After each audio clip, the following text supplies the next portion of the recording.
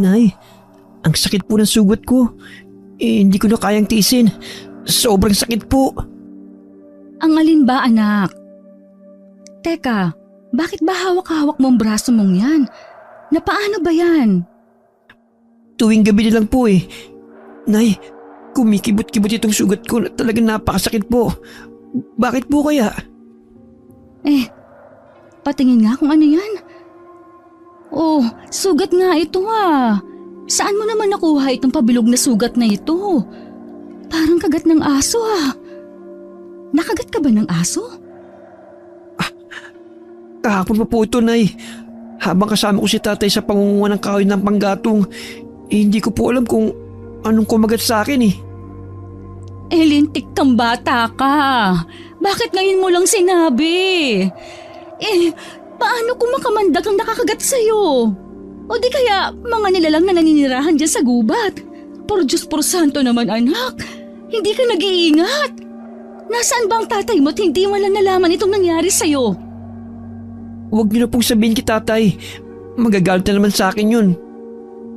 Talagang magagalit ang ama mo. At mas lalong magagalit yon dahil may bala ka pang ilihim itong nangyari sa'yo. Tingnan mo nga oh, nangingitim na at namamaga pa. Mainit na rin ang katawan mo.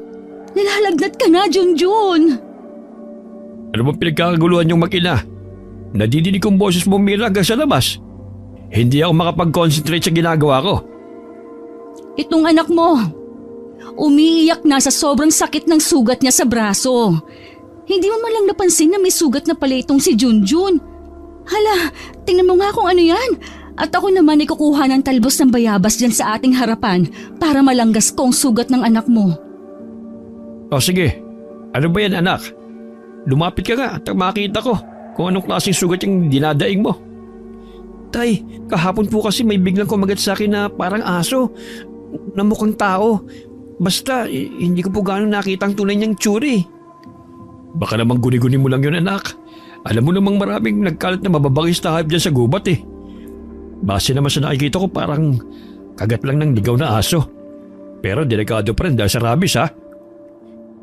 Ito na naman tay, ang sakit po. Ang sakit-sakit. Kaya mo yan, malayo sa bituko eh. Para ka namang hindi lalaki dyan.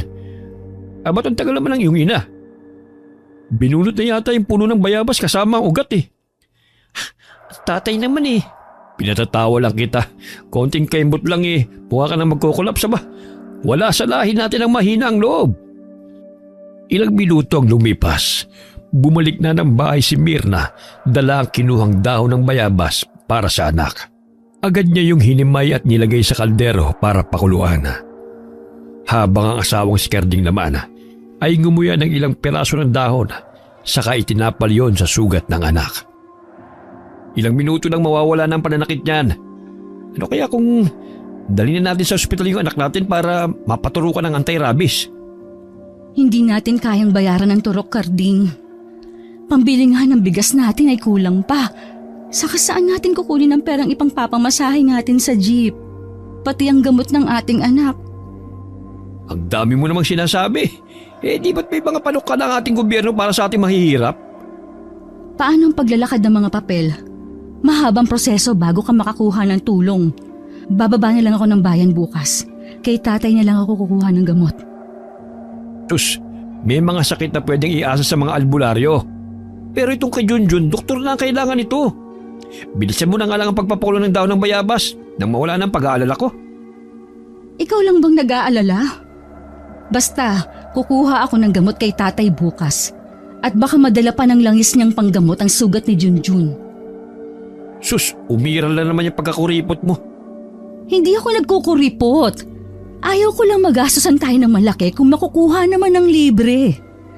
Nauwi na lang sa pagtatalo ang naging usapan ni Karding at Mirna. Si Junjun naman ay namimilipit pa rin sa sakit. Pawis na siya dahil sa paghihirap sa kanyang sugat. Nay, tay, huwag po muna kayong mag-away. Baka po kumukulo na yung gamot, gusto ko na pong matulog. Ay, heto, at ilalagay ko lang sa planggana. Yang ama mo kasi. Kaya pasensya ka na sa amin ha, anak?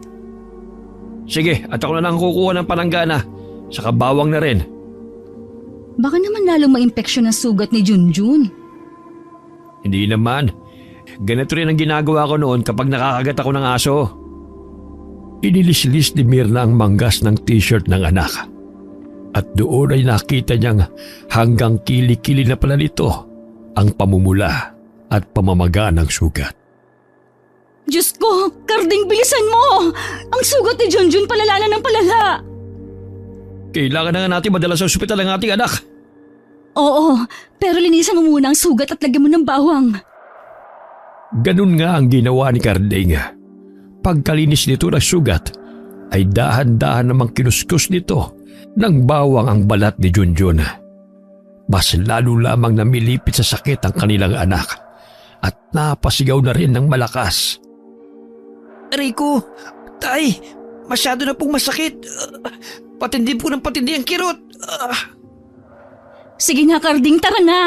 Ihanda mo ng tricycle at flashlight nang may ilaw tayo sa daan. Oo! Halos magsambulat ang mga gamit sa katarantahan ng mag-asawa para lang maitakbo sa ospital si Junjun. Pagkalipas lang ng ilang minuto, ay naihanda na ni Karding ang kanilang masasakyan. Kumapit kayo mabuti. Medyo maputik ang daan. Si Junjun, Mirna, pakiramdaman mong mabuti. Ano kaya kung dumaan muna tayo kay tatay? Mabuti pa nga nang masuob niya ng tawas ang ating anak at baka may konting pera din siya na itatabi. Nang magkasundo ang mag-asawa, ay mas lalo pang binilisan ni Karding ang pagmamaneho.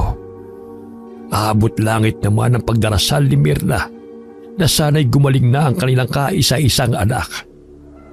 Pagdating nila sa bahay ng matanda, ay naabutan pa nila itong nagsasara ng tindahan ng mga kung ano-anong gamot kontra aswang.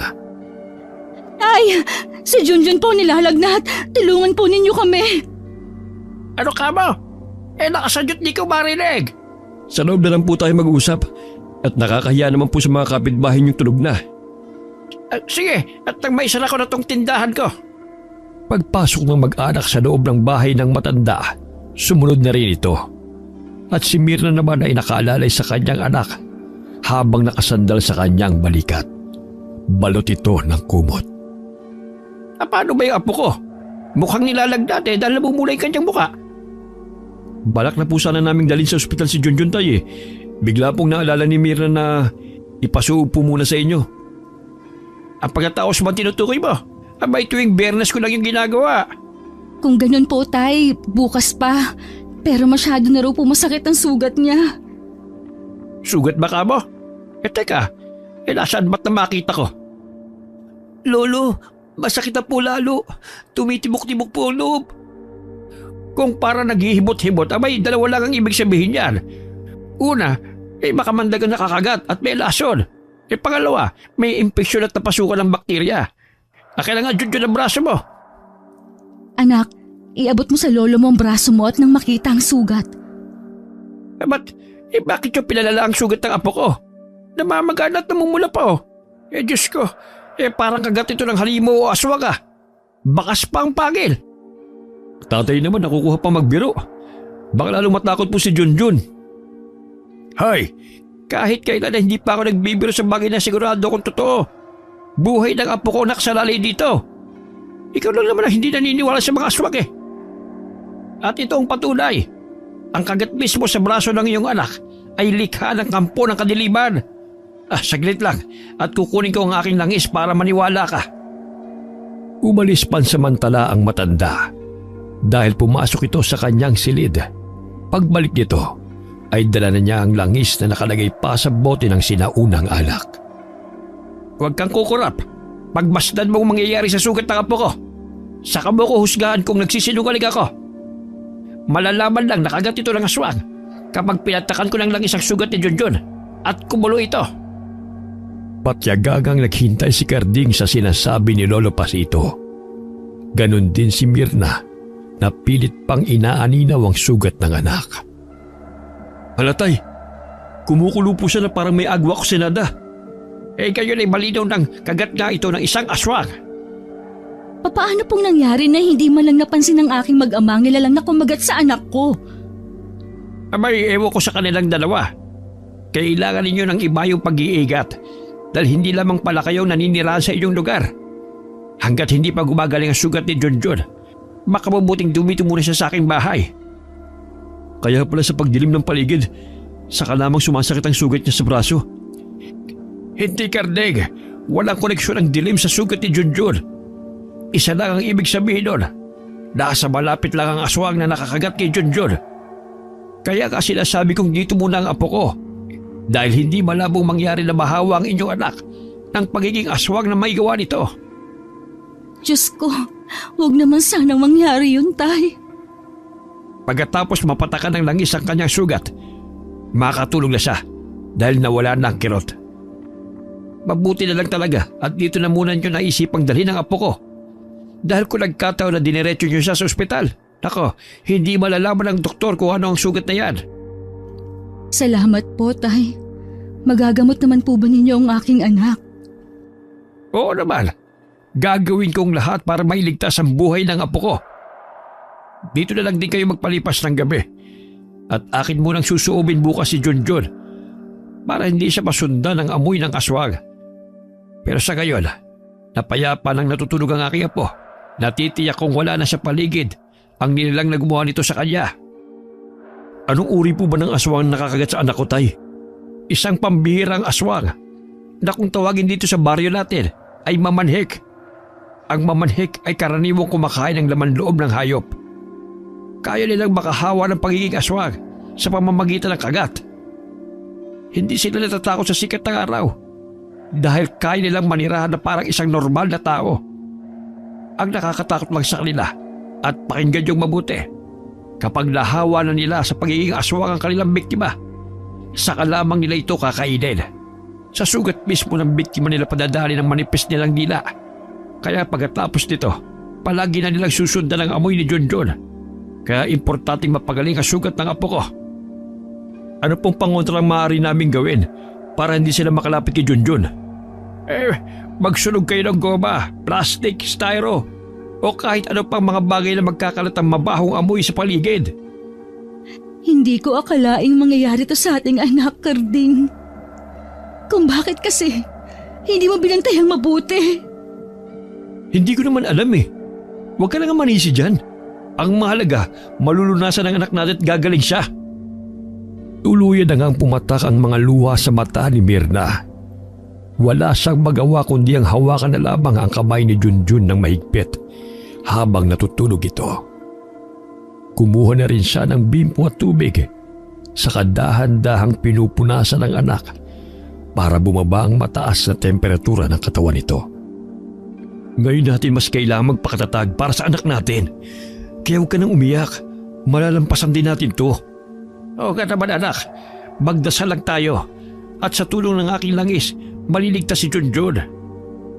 Sana nga po, Tay. Teka, ayusin ko ang isang kwarto at dito muna kayo magpalipas ng gabi. Madilim sa labas, masyadong delikado. Baka nakasunod sa inyo ang mamanhik. Pero Tay, kailangan naming umuwi. Kasi may naiwan po kami mga alagang hayop. Baka po makuha ng mga magnanakaw yun. Talamak pa naman po ang nakawan sa lugar namin. Sa bagay, may punto ka rin naman anak. Mag-iingat na lamang kayo sa pag-uwi. Karding, dahan-dahan sa pagmamaneho. Opo, Tay. Kayo na pong bahala muna kay Junjun. Iiwan na lang muna namin siya rito. Pagkatapos masigurado ng mag-asawa na nasa maayos ng kalagayan ng kanilang anak, umalis na rin sila bago pa lumalim ang gabi. Naging alerto sila sa paligid habang binabagtas nila ang makitid at madilim na daan papunta sa kanilang tinitirahan. Ngayon lang ako kinalabutan ng ganito, Karding. Sa halos 2 dekada nating pamamalagi sa bundok na tinitirahan natin, parang gusto ko nang lumipat ng matitirhan. Alam mo naman hindi ba kung anong dahilan kung bakit sa bundok tayo nakatira? Oo na. Dahil sa trabaho nating magbenta ng mga gatong sa kabayanan. Hindi ko lang talaga maiwasan ang hindi mag-alala. Teka, huwag ka muna magsalita. Ano kayang ingay yun sa may bandang likuran natin? Lumingon si Mirna sa bahaging itinuturo sa kanya ng asawa. At sa paglingon niya, nakita niya ang dalawang malaking asong gubat na mabilis na humahabol sa kanilang sasakyan. Diyos ko, Karding, bilisan mong pagpapatakbo ng tricycad. Maaabutan na tayo ng mga hayop na yan. Higpitan mong kapit mo, Mirna. At halos hindi na nga sumasayad ang gulong sa lupa sa bilis ng pagpapatakbo ni Karding. Pero sadyang mabilis sa mga aso. Mabilis na lumundag ang kulay puting aso mula sa kadiliman. Nagpigil ng sigaw ang mag-asawa. Inakala nilang sila ang puntirya nito. Subalit nakita nilang nilundag nito ang isang nilalang na nasa dilim. Aswang na mamanik yan. Di ba? Yan ang sabi ng tatay mo sa atin. Dapat nakinig tayo sa kanya na huwag nang umalis eh. Hindi ko pa naman dala yung itak ko. Diyos ko, iligtas mo po kami. Tulungan ninyo po kaming makauwi sa aming bahay ng ligtas. Ganun na lamang ang takot ng mag-asawa habang sila'y papalayo. Nilingon pa ni Mirna ang aswanga. Habang si Karding naman ay panakanakang tumitingin. Kitang-kita nila kung paanong pagluray-luray ng mamanhik ang katawan ng asong gubat na kanyang inatake. Lumingon pa ito sa gawin nila na nagniningas ang mga mata. Ganun pala ang itsura ng mamanhik. Kahawig din ng tao. Matulos ang tenga. Mapupula ang mga mata at may buntot din. Bukod doon, Karding, mukhang matutulis din ang kanyang mga ngipin at kuko. Medyo mabalahibo ang kanyang buong katawan na walang damit pang itaas at kahawig din talaga ng aso. Kaya siguro ang akala ni Junjun, aso ang kumagat sa kanya. Bilisin mo pang pagpapatakbo! Baka mamaya habulin tayo! Ilang minuto ang lumipas. Sa wakas ay narating nila ang kanilang bahay. Mabilis silang bumaba sa sasakyan at mahigpit na pinagsasara ang pinto at mga bintana at pati ang gate nila na yari sa mga kahoy. Hindi tayo nakahingi ng pangontra kay Tatay Mirna. Ngayon ako nakaramdam ng ganitong takot. Bakit ngayon pa? Ngayon lang sila lumitaw at nagpakita. Hindi dinalaw ng antok si Mirna ng gabing iyon. Patuloy siyang nakikiramdam sa ingay ng kanilang paligid. Si Karding naman ay humihilik na habang yakap ang sariling itak. Kinabukasan ay maagang lumabas ng bahay si Mirna. Kahit balisa ay pinilit pa rin niyang magluto ng kanilang almusal. Sakto rin namang may mga dumating na 5 tanod sa kanilang lugar, kasama si Kapitan Igme. Kapitan Igme, bakit po napadalaw kayo? Humingi sa amin ng tulong ang ama mong si Pasito. Kayo raw ay umuwi ng gabi. Nag-aalala raw siya na baka napahama kayo. Nabalitaan ko rin ang nangyari sa inyo at sa anak nyo. Kaya kami nagronda rito. Kamusta kayo? Kagabi nga po ay may sumalakay na mamanhik sa amin. Pero ang biniktima po niya ay ang mabangis na asong gubat. Kayo po pala, Kapitan. Pumasok muna kayo sa loob para makapagkape muna kayo. Ay, salamat na lang. Dinaanan ko lang kayo. Maglilipot pa kami ng mga kasamaan ko sa buong kagubatan. Ay, siya't kami ay aalis na rin. Marami pong salamat, Kapitan, sa pagbisita. Sa inyo rin. Palagi kayo mag-iingat ang mag-asawa. Opo, salamat po, Kapitan. Nang makaalis na ang grupo ni Kapitana, saka lamang napatingin si Mirna sa kanyang asawa. Nagtataka siya kung bakit nagising kagad ang asawa. Baya-baya ay may napansin siyang kakaiba kay Karding. Bakit? Nakita ko kasing may sugat ka sa braso. Saan mo nakuha yan? Hindi ba't kagabi nang tayo tumatakas? Sa katarantahan kong makalayo, ang mga sanga ng kahoy sa daan ay pinagbabangga ko. Grabe ka kasi makahiyaw kagabi. Ay, syempre, takot ako.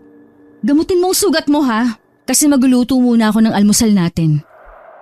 Karding, kapag hindi tumigil ang mamanhik sa pangangambala sa atin, ang mabuti pa, ibenta na natin ang mga alagang hayop at doon na tayo sa malapit kila tatay tumira. Pagtatalunan pa ba natin to, Mirna? Sana man nakukuha ng pampakain sa inyo. Wala naman tatanggap sa akin ng trabaho dahil hindi ako marunong sumulat at bumasa. Maraming paraan, Karding. Basta wag lang tayo dito. Natatakot na kasi ako sa mga nangyayari. Kung natatakot ka, ikaw ang umalis.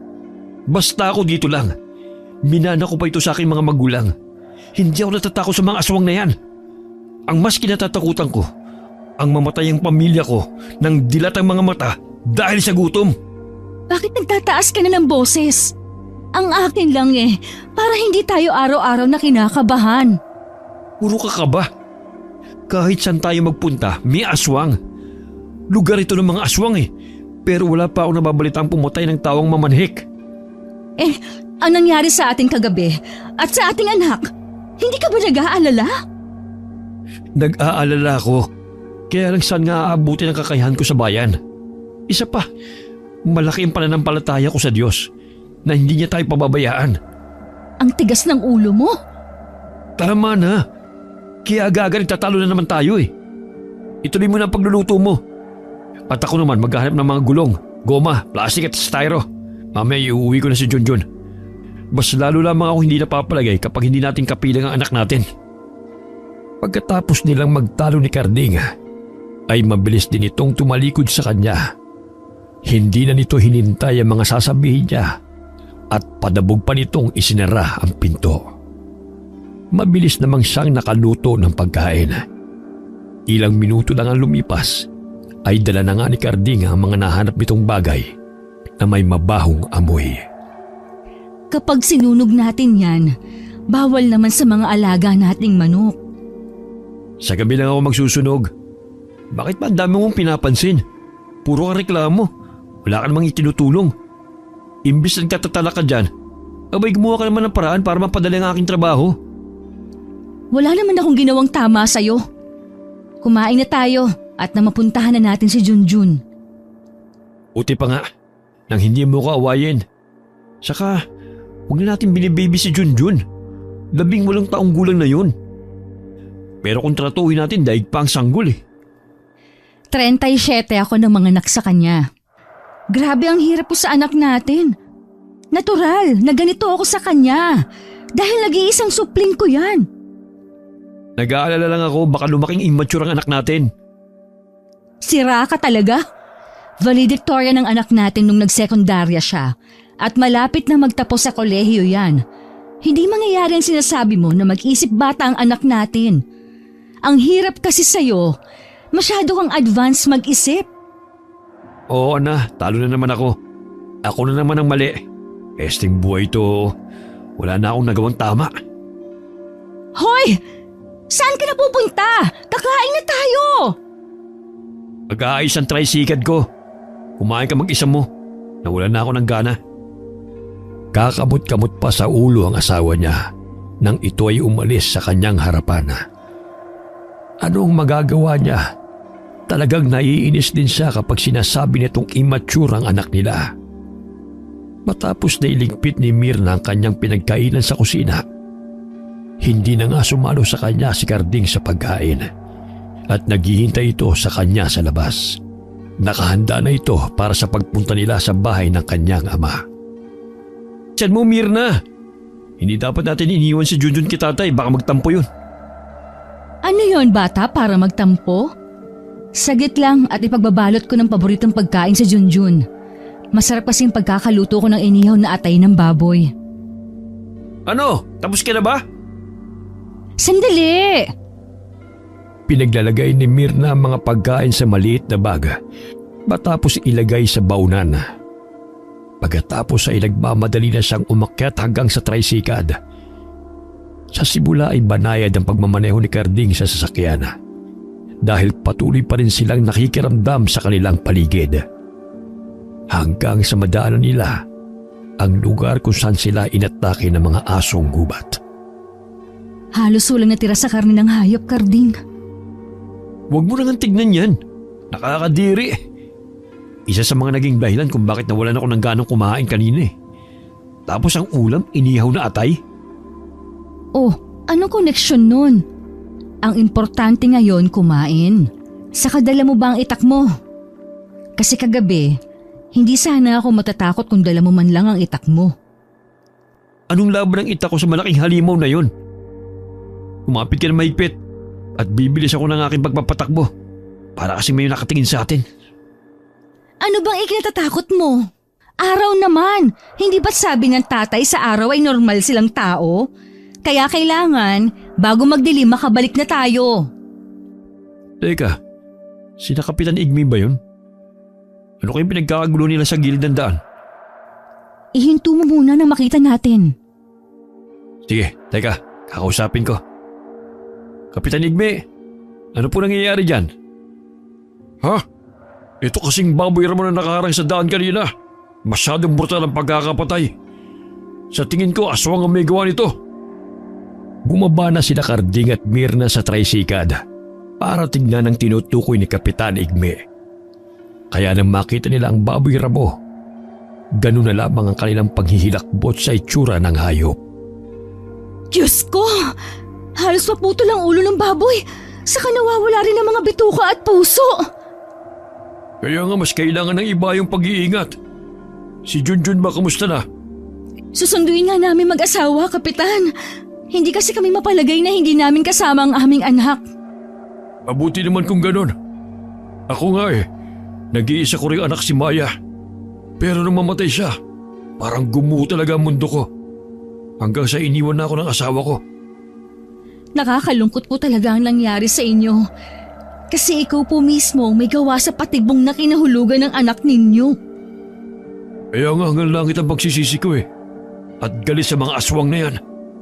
Dahil kung hindi ako gumawa noon ng patibong, hindi mapapahamak ang aking anak. Ano po ba ang plano niyo, Kapitan? Ngayong muling nang bibiktima ang mga aswang. Dating gawi. Aasa na lang uli sa patibong. Sa tingin ko mas makakabuting sumama ka sa amin, Karding. Total kabisado mo ang pasikot-sikot dito sa gubat. Maghuhukay tayo ng mas marami sa paligid ng inyong bahay. Maraming salamat po, Kapitan. Sasama po ako sa inyo. Pero hanggat may sakit pa po ang anak kong si Junjun, kailangan ko po munang magbantay para sa pamilya ko. Wala namang problema. Kailangan nyo talagang pagtunan ng pansin ang inyong anak. Mahirap na. Kaisa-isa niyong anak si Junjun. Mahirap pa namang gumawa, lalo na kapag mahina na ang tuhod mo. Napahagalpak na lang ng tawa si Mirna. Ang mga kasamahan namang tanod ni Kapitana ay isa-isa nang inilalagay sa sako ang mga natirang parte ng katawan ng baboy ramo. Ano po? Kami alis ang mag-asawa. Sabihan niyo na lang po kami ni Mirna kapag magaling na po si Junjun. Tatandaan ko yan. O sige na, mag-iingat kayo. Sana mahuli na ang aswang na yan. Makakaasa kayo at salamat sa tiwala. Pagkatapos ng palitan ng pag-uusap, ay sumakay na rin ang dalawa sa sasakyan. Saka pinaandar ito ni Karding ng mabilis. Sa tapat pa lang ng pintuan ay natanaw na nila si Junjun na walang tigil sa pagsusuka. Diyos ko, ano nangyayari sa'yo, Junjun? Masama pa rin bang pakiramdam mo? Hindi ko na alam, Mirna, kung ano nangyayari sa inyo, anak. Katatapos ko lang siyang tawasin bago kami kumain kanina. Nilutuan ko siya lang adobong papaya na may inihaw na istang tapa. Ba't nagkaganyan na? Wala na siyang tigil sa pagsusuka. Amoyin mo muna itong dala kong langis na pampakalma para mawala ang sama ng iyong sikmura. Baka naman nahihilo ka. Hindi po, Nay. Nababahuan lang po ko sa ulam na niluto ni Lolo. Ba't kailangan pa naging maarte sa ulam? Dati kahit anong ihain sa'yo, wala kang pili. Nakakahiya naman kita, Tatay, at pinagluto ka pa ng pagkain. Sa ayaw ko nga at nasusuka ako sa amoy. Bakit niyo ba ako pinipilit? Aba, huwag mong pagtataasan ng boses ang tatay mo. Pumasok na muna tayo sa loob at baka isipin ng kapitbahay ni tatay ay kung ano nang ginagawa namin sa iyo. Nagugutom na po ako. Masakit pa ang sugat ko. Nagsusuka at masakit din ang ulo ko. Pero ang dami niyong sinasabi. Huwag ka na magalit, Apo. Sige na, ipagluluto na kita ng bago. Huwag na po, Tay. Kung ayaw niyo ng lutong ulam niyo, magtiis siya. Kapag nagutom yan, mapipilitan din kumain yan. Meron akong dalang inihaw na atay dito. Paborito mo kaya kumain ka na, anak. Yan! Yan ang sinasabi ko sa'yo kanina Kaya lumalaki ang anak mo ng ganyan. Kasi sinusunod mo ang gusto. Kaya ngayon, masama na ang ugali. Masyado nang maarte pagdali sa pagkain. Tumigil ka nga. Nasa harap tayo ni Junjun at ng tatay, mahiya ka nga. Pigilan mo muna ang bibig mo. Tara na nga Junjun sa loob. Huwag mo nalang pansinin ang ama mo at gutom lang yan. Siya itong nag-iinerte at hindi rin naman kumain kanina. Tama nga naman. Huwag na muna niyong patulan si Junjun. Masama pa kasi ang pakiramdam niya eh. Ang mabuti pa Kardig, kumain ka na doon sa kusina. Hindi ka pa nakakapag-almusal. Ikaw na ang kumain ng natirang pagkain ni Junjun. Mamaya na po tay. Dito na muna ako sa labas. Pakainin niyo na po muna si Junjun para makauwi na po kami sa bahay. Ikaw bahala. Kung ayos lang sa'yo, mabuti pa sumama na rin ako sa inyo. Palagay ko mas kailangan yung tulong ko para mapadali ang paggagamot kay Junjun. Kayo pong bahala tay. Bakante pa rin naman po yung dating kwarto ng yumao kong mga magulang. Kaya kayo po munang gumamit nun. Pasensya na po kung bigla ko napagtaasan ang boses ng anak nyo. Huwag mo akong alalahanin. Hindi ko iniisip yun.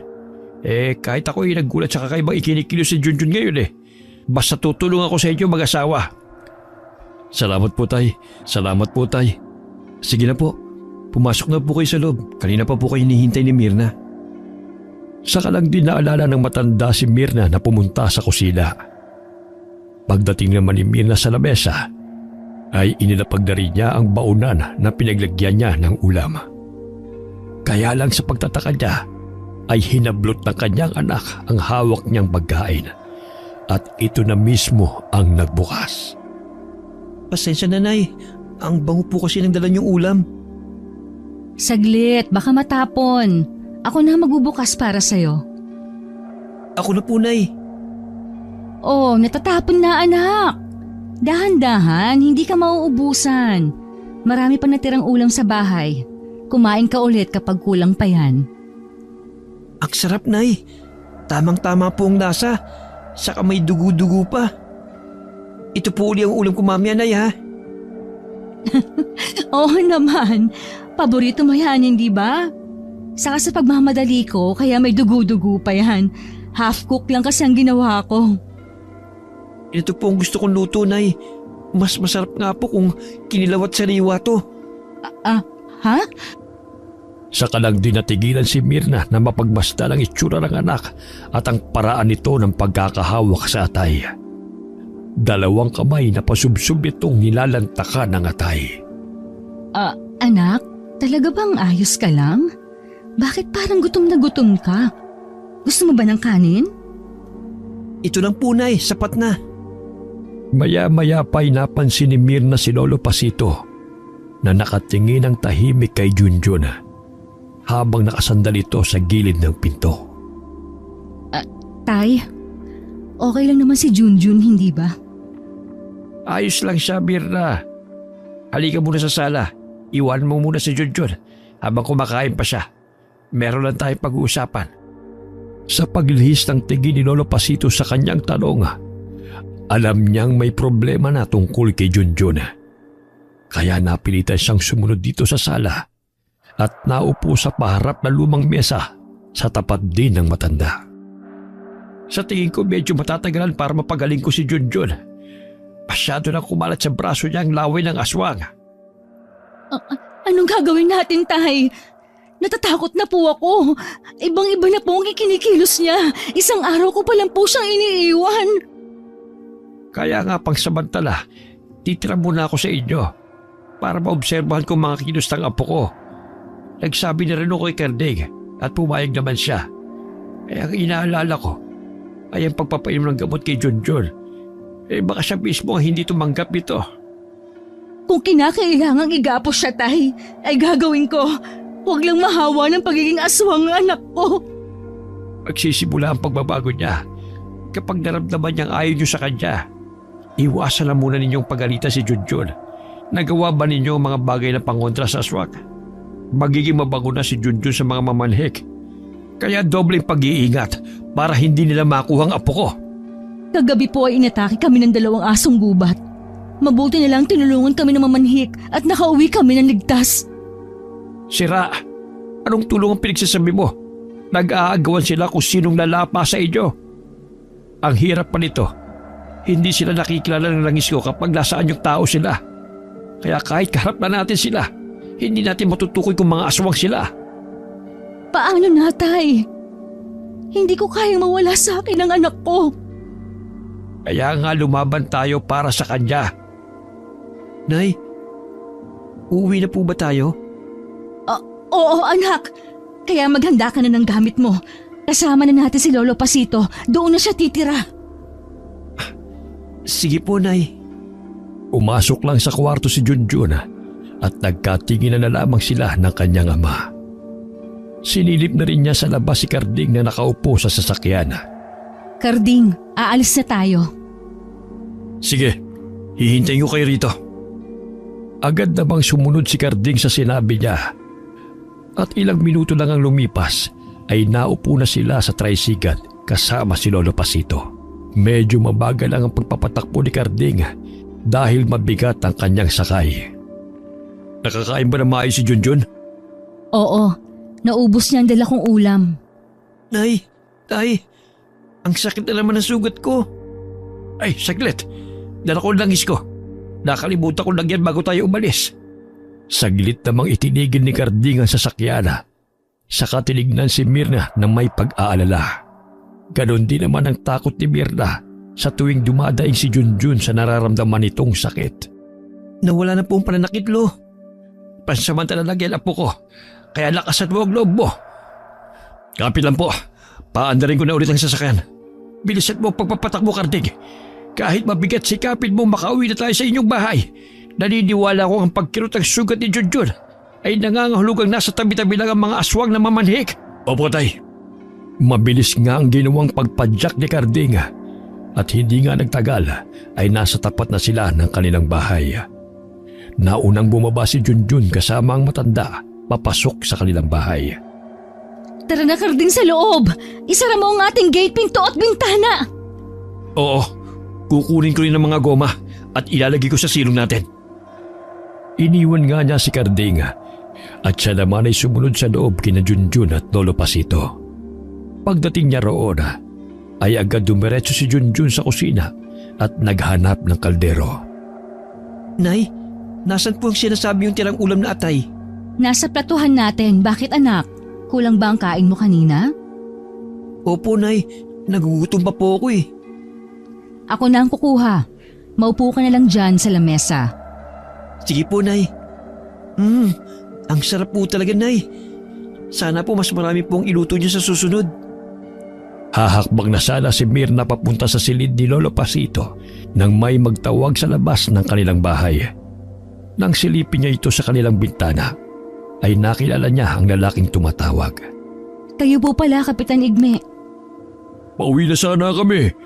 Nakita ko ang asawa mo, kaya alam kong nakabalik na kayo. Kasama niyo ba si Junjun? May gusto sana kaming itanong sa kanya eh. Tungkol po ba saan? Kumakain po kasi siya ngayon. Pwede po bang sa isang araw na lang? Kayong bahala at pasensya na sa abala.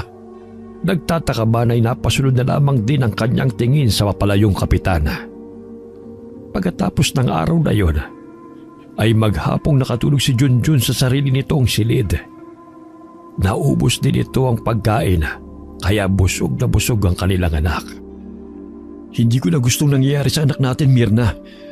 Baka naman mas kailangan niya ng doktor. Kahit kailan, hindi pa nabigo ang tatay sa panggagamot.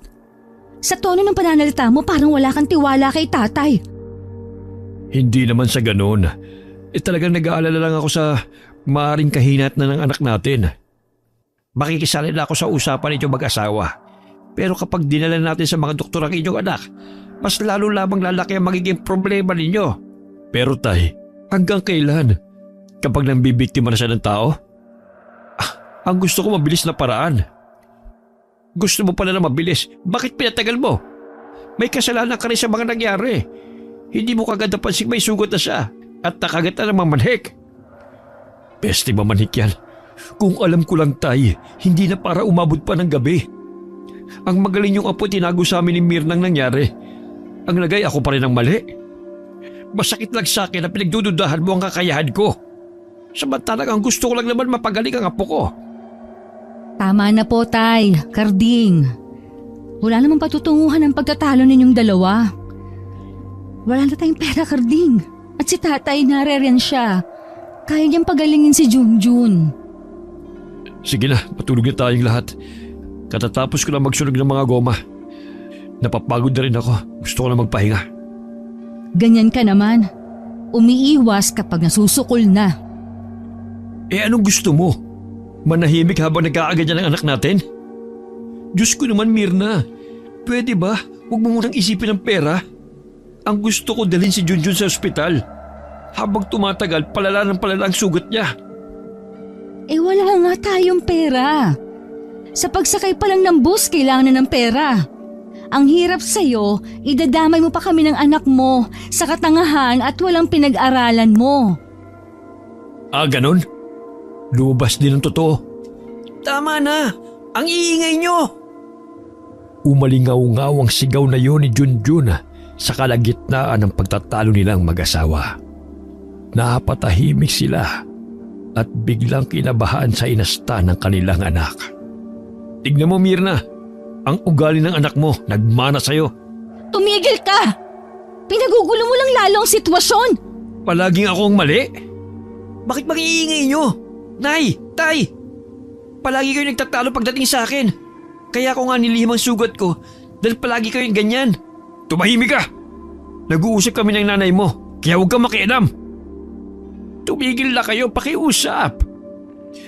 Bakit ako titigil, Tay? Ako ang dahilan ng pag-aaway nyo. Para kayong mga walang pinagkatandaan sa mga ugali nyo. Huwag mong pagsalitaan ng ganyan ng ama mo, Junjun. Sumusobra ka na. Ikaw, Nay. Kayong dalawa ni tatay sumusobra na. Wala na kayong ibang pinagtalunan kundi pera. Wala nang malagay sa inyo kundi pera. Mga wala kayong kwentang mga magulang. Tuluyan nang nagdilim ang paningin ni Mirna sa sinabing yun ng anak. Tinawid niya ang pagitan nilang dalawa at malakas niya itong nasampal. Bagay na hinding-hindi na niya mababawi. Ah, aray ko, Nay. Bakit niyo po ako sinampal? Para magising ka sa katotohanan. Ginagawa naming lahat ng iyong ama mga bagay na mapapabuti ka. Pagkatapos, ito lang ang sasabihin mo. Ikaw, anong klase ka bang anak? Mirna, tumigil ka na. Manahimik ka! Isa ka pa! Hindi ba't ito ang gusto mo? Ang ipakita sa iyong sinasaktan ng anak natin. Hindi ba pwedeng masyado ko lang mahal ang ating anak? Kaya ako siya tinatrato ng ganon? Hindi naman yun ang ibig kong sabihin eh. Masyado kayong madrama. Pagkasabi noon ni Junjun, agad itong nagtatatakbo sa labas. Gayong nag-aagaw dilim at liwanag. Kaya naman napatakbo din sa labas si Mirna para habulin ito. At gano'n na lamang ang pagkagulat niya nang makita itong dumiretso sa kulungan ng mga manok. Diyos ko! Wag, Junjun! Huwag mong patayin ang mga manok natin! Hindi ba itong dahilan kung bakit palagi kayo nag-aaway sa pera? Umuwi pa nga kayo ni tatay para dito imbis na alagaan ako. Huwag kinalapit! Uubusin ko lahat ng mga alagaan niyong hayop! Huminahon ka, apo ko. Huwag ka magsasalita ng ganyan. Ikaw pa rin ang importante sa buhay naming lahat. Kalokohan! Isa ka pang matanda ka. Ang totoo, nagkukunwari ka lang ng albularyo. Pero ang totoo, wala kang alam.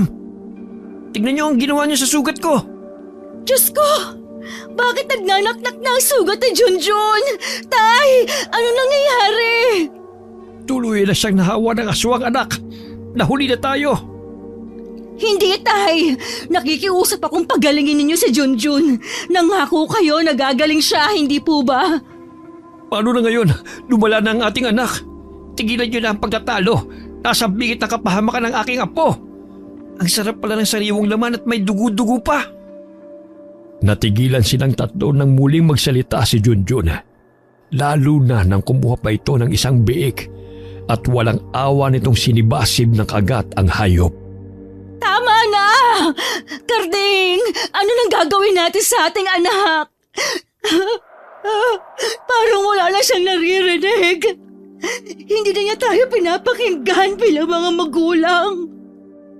Dali-daling umalis si Karding at pagbalik nito ay may dala ng lubid. Natigilan naman si Mirna dahil sa balak gawin ng asawa. Anong gagawin mo sa lubid, Karding? Wala na akong ibang pagpipilian kundi ang igapos siya. Tulungan niyo kay Tay. Wag! Wag mo gawin yan sa anak natin! Mukhang tama si Karding, Mirna. Hindi lang ito ang maiisipang gawin ni Junjun. Kaya kailangan natin magtiis. Sige Karding, gawin mo na. Kahit anong mangyari, huwag ka magpapakagat sa kanya. Awa at sakit ng kalooban ang nararamdaman ni Mirna habang pinagmamasdan ng kanyang anak na pinagtutulungang igapos.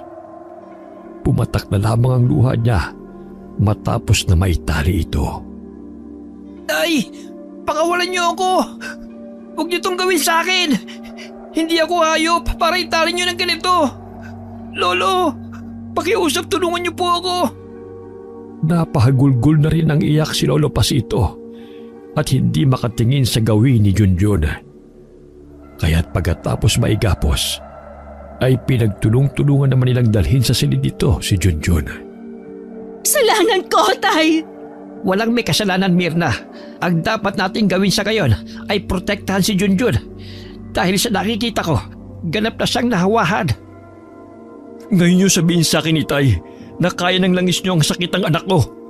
Hindi na siya normal na tao. Hindi na siyang anak ko. Huwag po sa akin ibunto ng sisi.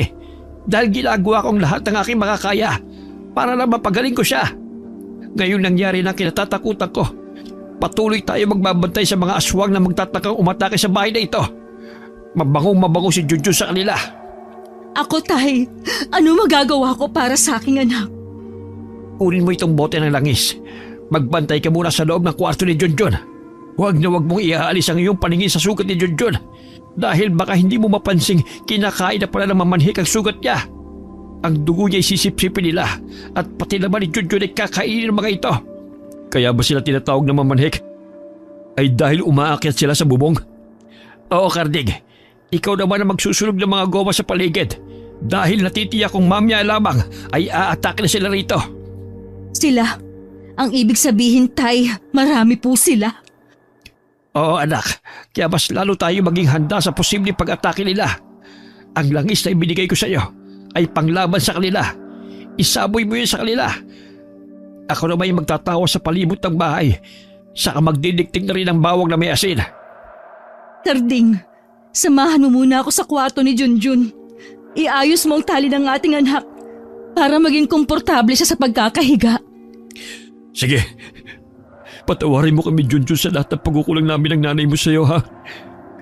Kailangan namin igapos ka para kahit ang sarili mo, hindi mo masasaktan. Maaaring sa ngayon ay kilala mo pa kami. Baka bukas o sa makalawa, tuluyan ka na makalimot at pati kami mapatay mo. Patawarin niyo po ako, Tay, sa pagbibigay ng bigat na kalooban at problema sa inyo. Hindi, anak. Hindi ka sa amin pabigat. Gusto ko lang malaman mo na mahal ka namin ng tatay mo. Tumango lamang si Junjun sa sinabi nila. Pagkatapos ay kinalaga na nga ito ni Karding at nagpabaya sa paglilipat ng gapos sa gilid ng katre nito. Huwag mong pababayaan ang anak natin. Lalabas na muna ako. Mag-iingat ka, Karding. Habang hinahaplos ang anak at pinapagaang ang pakiramdam nito, nakarinig si Mirna ng pamilyar na boses na tumatawag sa labas. Napabisita po kayo ulit, Kapitan. Naghukay na kami ng mga patibong sa paligid ng inyong bahay. Nilagyan ko na ng taling pula ang mga katapat na puno ng hukay para madaling makita kung sakali mangahoy ka uli. Mukhang ginagabi na po kayo. Kanina lang po kagagaling nyo lang dito Kamusta naman po ang pagre-ronda? Magandang gabi po, Lolo Pasito. Ngayon po talaga ang ronda namin. Nagbigay lang po kami kay Karding ng ideya kung nasaan ang patibong. Hindi ko po alam na dito na kayo nakatira. Sinamahan ko lang ang mag-asawa sa bahay. Ikaw, Karding, ano naman ang gagawin mo sa mga gulong? Ha? Ito ba?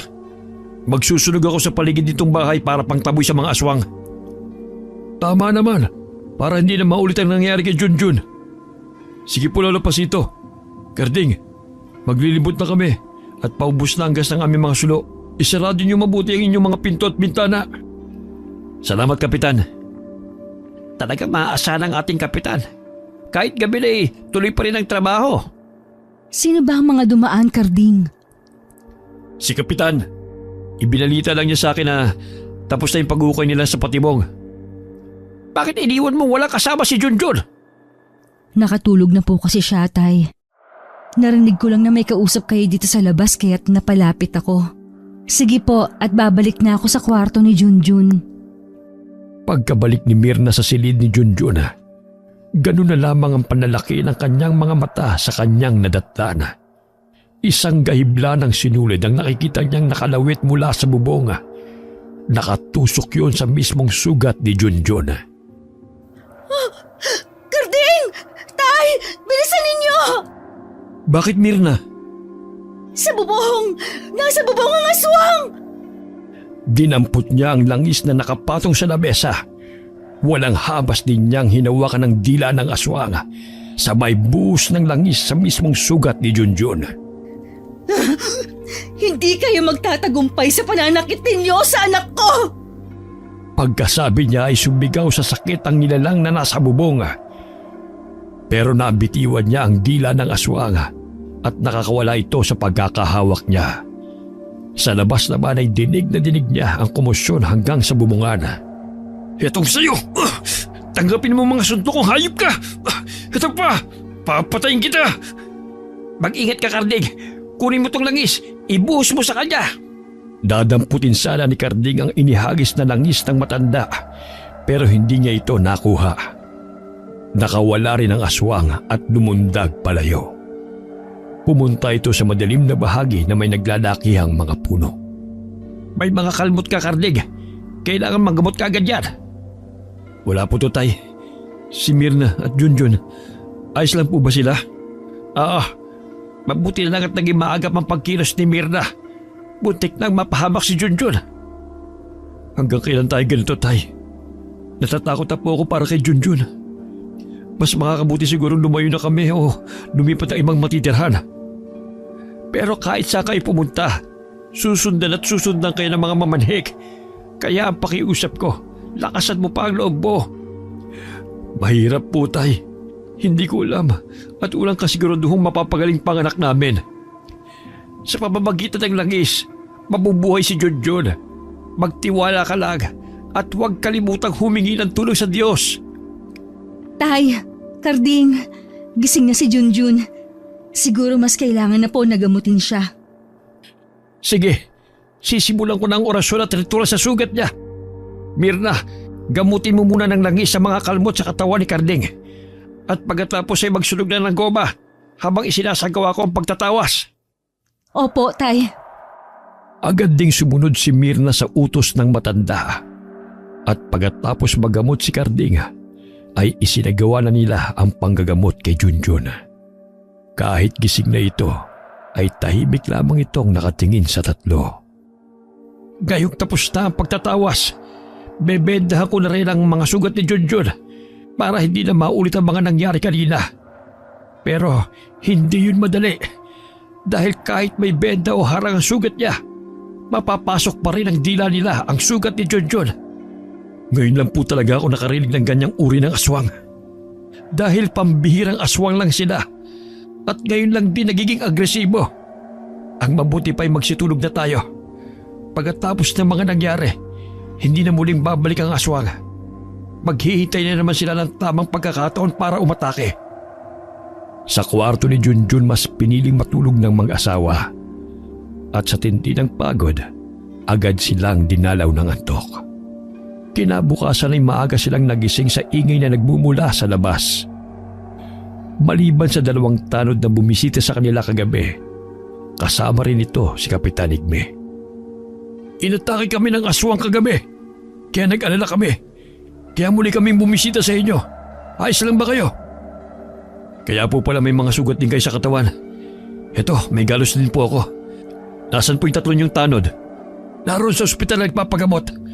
Ang 2 naman ay natakot ang sumama sa amin dahil sa mga nangyari kagabi. Mabuti na lamang at walang nasawi. Nasaan nga pala si Lolo Pasito? Nasa loob po kausap si Mirna.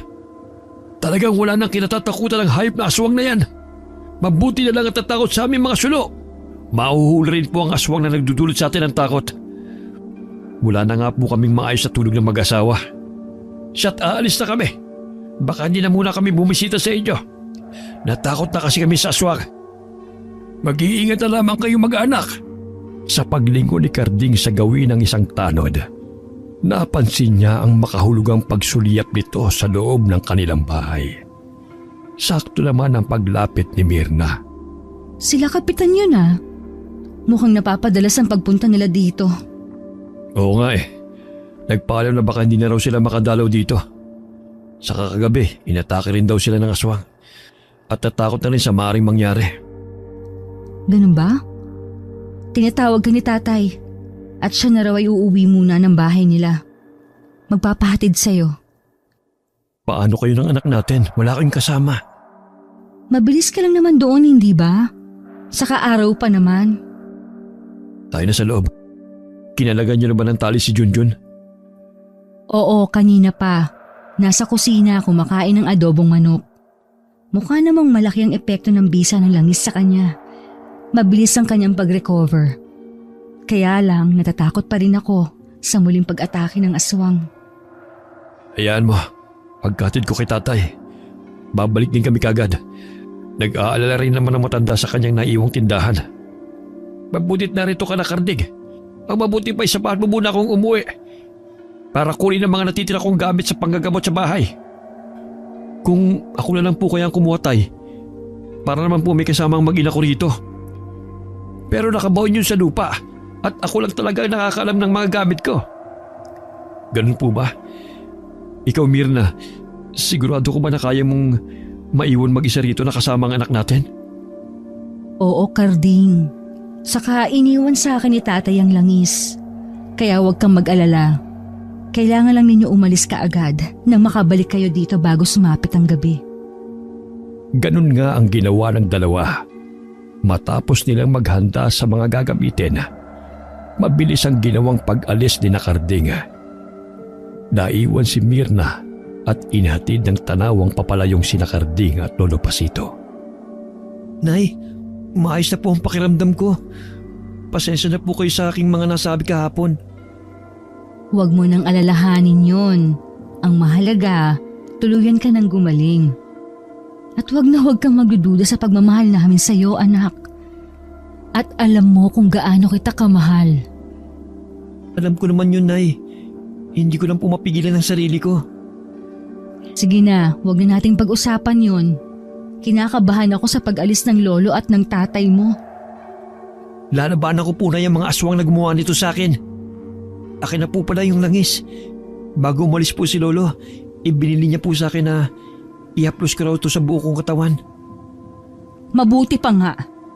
Diyos ko, kailan kaya tayo nito matatapos? Hindi pa man nakakatapos magsalita si Mirna nang biglang umingay ang kanilang bubungan. Sabay silang napatingalang mag-ina. Kumabog na sa takot ang dibdib ni Mirna dahil sa pag-iisip kung ano ang nasa bubungan nila. Ano yun, anak? Baka po ang mga mamanhik. Imposible. Araw ngayon, wala silang kakayamang gulo sa atin. Naalala ko po na yung sinabi ni Lolo. Paano kung sobra na po ang gutom nila? Sige anak, ipahid mong langis sa buo mong katawan. Talagang itinaon nila na umalis ang tatay mo at lolo mo bago sila umatake. Napatayo si Junjun sa kinauupo ang silya. Pagkatapos ay inihaplos nito sa buong katawan ang hawak na langis. Si Mira naman ay nagsunog ng goba at nagdikdik ng bawang na may asin. Hawakan mo anak ang itak at kahit na ano mangyari, huwag na huwag kang papalapit sa aswang. Natigilan ng dalawa. Huminto ang oras at nabalot ng tensyon ng paligid. Mula sa itaas ng bubong ay kitang-kita nila ang mabalahibong katawan ng mamanhik. Nay! Anong klaseng nilalang to? Nakakatakot ang kanyang itsura. Lakasan mo ang loob mo anak. Harangan mo ng mabibigat na bagay ang bintana at pintuan na posibleng lang daanan papasok dito. Ang sugat ko, Nay. Sumasakit na naman. Tiisin mo, anak. Heto, may natira pang langis. Ibuhos mo sa benda ng iyong sugat. Patindi ng patindi ang sakit, Nay. Mukhang hindi ko na po kayang tiisin.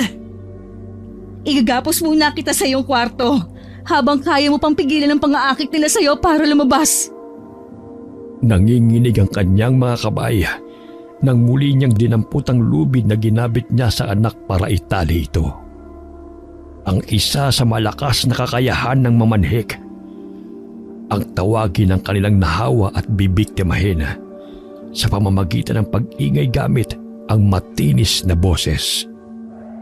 Higpitan niyo po ang pagtali, Nay. Mukhang hindi ko na po ito malalabanan at hindi ko kayo matutulungan.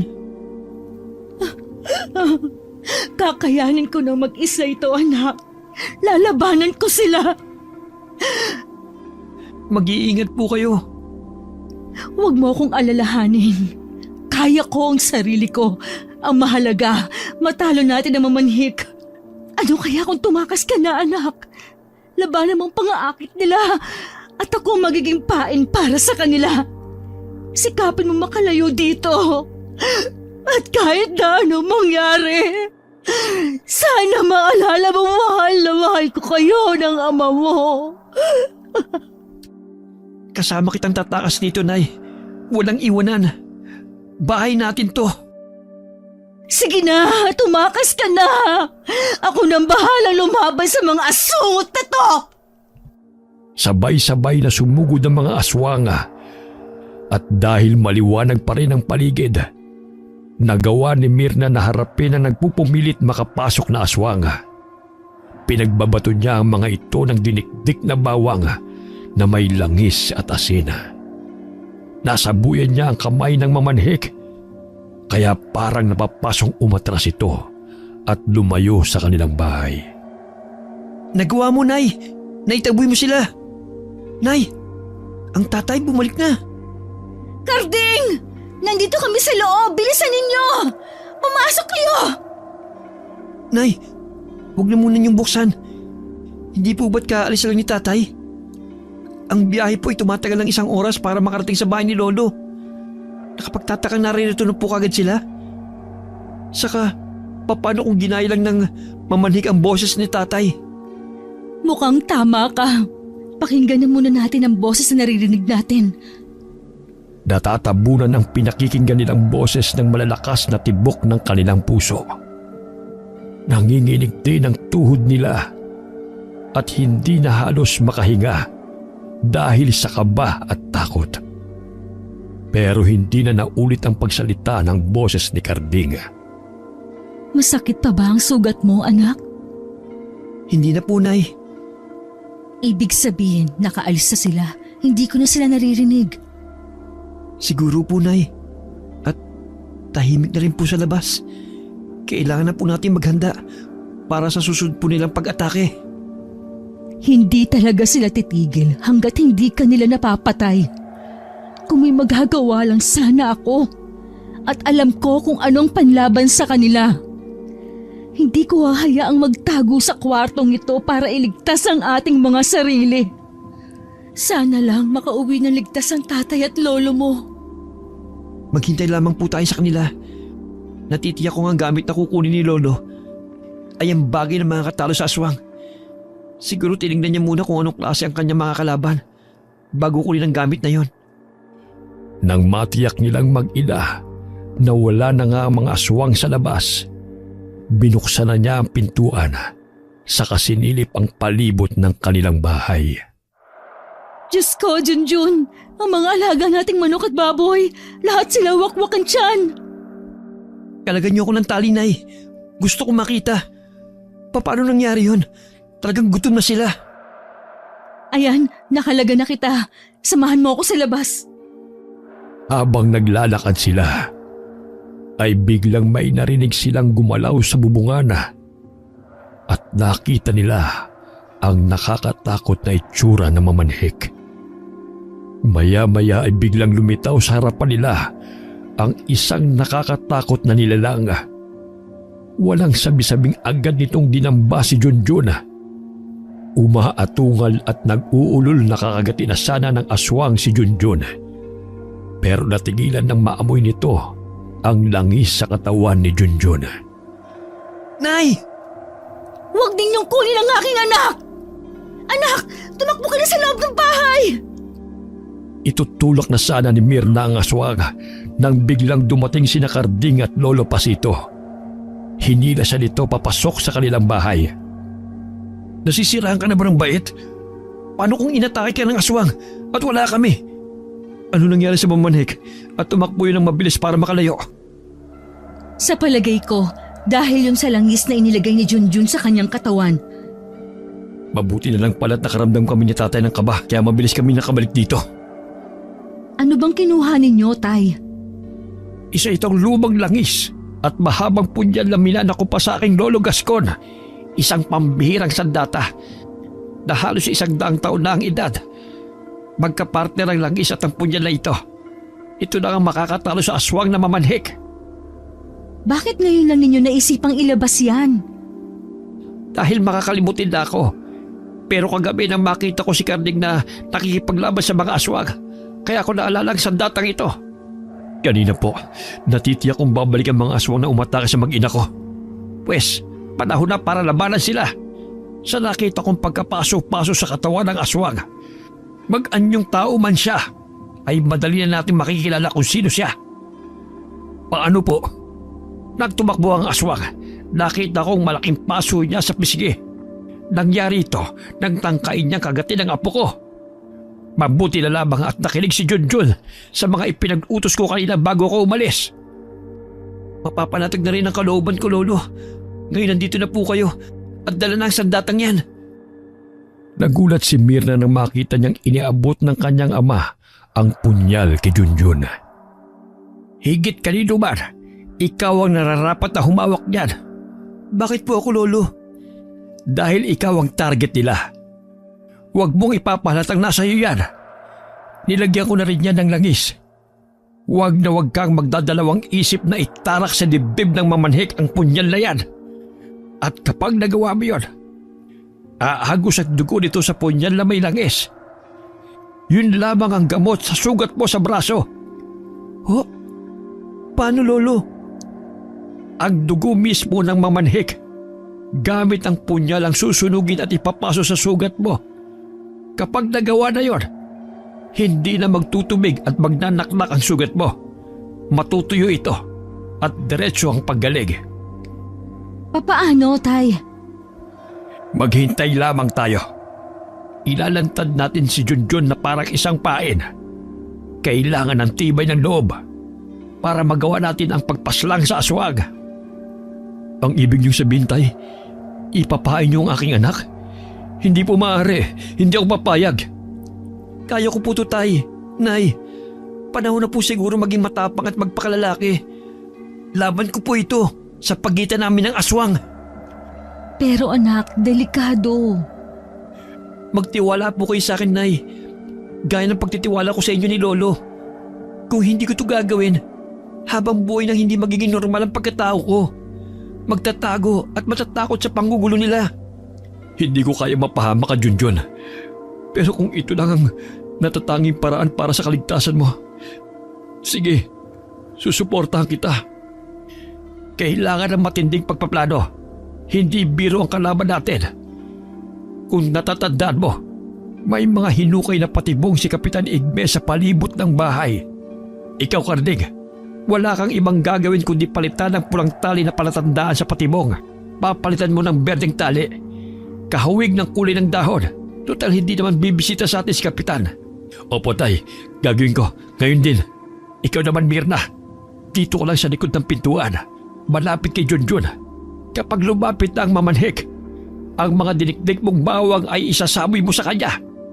At ako naman sa bakuran malapit sa pinto. Magkukunwari tayong kampanya sa mga ikinikilos natin. At ako po, Lolo, dito lang po ako sa loob ng bahay. Tumangula mga matanda. At ginawa nila ang mga nakatokang trabaho para sa plano nila. Nang umagang yun, hanggang sa pagdilim, matyagang naghintay ang mag-anak sa pag-atake ng mga aswang. Hanggang 6:00 ng gabi, Dumating ang mamanhik. Tahimik itong umakyat sa bubong at nang makita nitong nasa pintuan si Junjun, lumundag ito sakto sa harap ng binatilyo. Nagulat pa ang aswang sa biglang pagsalita ni Junjun at si Mirna naman na nasa likod ng pintuan ay pumwesto para isaboy ang bawang dito. Heto ang para sa'yo. Masunog ka sa bawang! At ito pa, tanggapin mong talim ng punyal na ito. Isa kang malaking pahirap. Umalingaw-ngaw ang sigaw ng mamanhik dahil sa hindi maintindiang sakit na naramdaman ito. Mabilis na itinarak ni Junjun ang punyal sa dibdib nito. Dahil sa kagustuhan ng aswang na makatakas, kahit pasuray-suray ito sa paglalakad, nagawa nitong makaalis sa harapan ni Junjun. Sinundan naman ito ni Mirna at Karding. Sabuhin mo pa ng asin, Mirna. Magmadali ka. Diyos ko! Nahulog na siya sa patibong! Naayon sa plano ng mga nangyari, Tay. Tayo na. Tignan natin kung buhay pang halimaw na yon. Junjun, itabi mong punyal at yan ang igagamot natin sa sugat mo. Opo, Lo. Gusto ko rin pong makita kung napatay ko po yung aswang. Halika at puntahan natin. Diyos ko! Sinasabi ko na nga, Be. Hindi nagkamali ang hinala mo, Tay. Kaya pala pinapalitan nyo ng tali ang mga palatandaan. Matagal kong pinag-aralan at pinagtugma-tugma ang lahat. Una nung inatake si Junjun habang kausap ang Kapitan Igme na yan. Saktong pag-alis niyan, dumating ang aswang at pareho pa silang may sugat. Hindi ko po akalain na si Kapitan Igme ang aswang. Grabe, at nagpanggap pa na nag-aalaga sa atin. Yun pala nagmamanman lang sa ating mga ikinikilos. Paano na po, Tay? Ano magiging paliwanag natin sa mga nangyari? Lalo na sa kanyang mga tanod. Palalabasin lang natin na nahulog siya sa sarili niyang patibong, kagaya na nangyari sa anak niyang si Maya. Tama kaya naisip ko na kayo ang pumatay kay Maya. Hindi ko alam na mag-ama sila. Nalaman ko lang nitong nangyari na kay Junjun. Sana'y patawarin ako ng dakilang lumikha sa aking mga nagawang kasalanan. Hindi mo rin naman sinasadya yun, Tay. Ngayon ay matatahimik na ang ating mga buhay pagkatapos nating mapaslang si Kapitan Igme. Ang galing po nilang magpanggap na tao. Hindi natin kagad nalaman na sila ang mamanhik. Na kunwari ay nag-aalala. Yun pala'y sasalakay sa atin. Pero bilib po ako sa inyo, Lo. Ang galing niyo po. Naisip niyo po na siya ang aswang. Kailangan mo lang na maging mapagmasid sa paligid, Apo. Minsan ang mga kagaya niya, kapag nasasabik ng makapangbiktima, nawawala na rin sila sa sarili nilang plano. Sila na mismo ang naglalantad ng kanilang itinatagong lihim. Mabuti na lang po talaga, Tay, nandito kayo. Kung hindi, naku po, baka kaming tatlo ay tuluyan ng nilapa ng mga aswang na mamanhik. Oo nga po pala, Tay. Pasensya na po kayo kung pinagdudahan ko kagad ang kakayahan nyo. Ngayon nalaman kong talagang napakahusay nyo. Naiintindihan ka sa bagay na yan, Karding. Wala talagang papantay sa pagmamahal ng magulang sa kanyang anak. Pero talagang may mga karamdaman na kailangang sa ospital dinadala at hindi rin naman gagaling sa pagpapahid lang ng langis. Kaya dapat marunong tayong sumuri. Pagkalipas ng ilang araw, ay napaniwala ng mag-anak ang mga tao na aksidente ang nangyari kay Kapitan Igme. Nagamot din ng punyal ang sugat ni Junjun. Naging bulong-bulungan ang tungkol sa pagkamatay ng kapitana at nagtaka pa ang mga tao kung bakit kasabay noon ay biglang nawala ang mga pag-atake ng mga aswang sa kanilang lugar. Pero dahil walang nakita sa mga nangyari, bukod sa pamilya ni Karding, ang kwento ay naging palaisipan na lamang na natabunan pagdaan ng panahon. Magmula ng mga panahong iyon ay wala nang balita pa sa mga aswang na mamanhik. Ayon sa mga matatandang huling nakaalam sa kalupitan ng mga aswang, ang pagiging mamanhik daw ay nagsisilbing panakot na lamang sa mga batang mahihilig magsinungaling. Mga batang hindi takot sa saway ng mga magulang. Nawala din ang mga kwento ng buong pamilyang huling nakaranas ng kalupitan ng mga mamanhik. Ayon sa mga matatanda sa baryo Alumpihit, nasa paligid lamang ang mamanhik at naghahanap ng mapapatay na mga alagang hayop at mahahawa nila ng pagiging aswang. Bukod doon, alam ng lahat na hindi lamang ang lahing mamanhik ang aswang na nabubuhay sa mundo. Dahil sa ibang panig, ay mayroon din namang ibang lahing nang bibiktima ng mga inosenteng tao. Bukod sa mga pangontra sa kanila, wala pa ring tatalo sa taimtim na dasal at pananampalataya sa Diyos. Ito ang pinakamabisang pananggalang sa lahat ng uri ng kapahamakan. Wakas. As. As. As. As. As. As. As.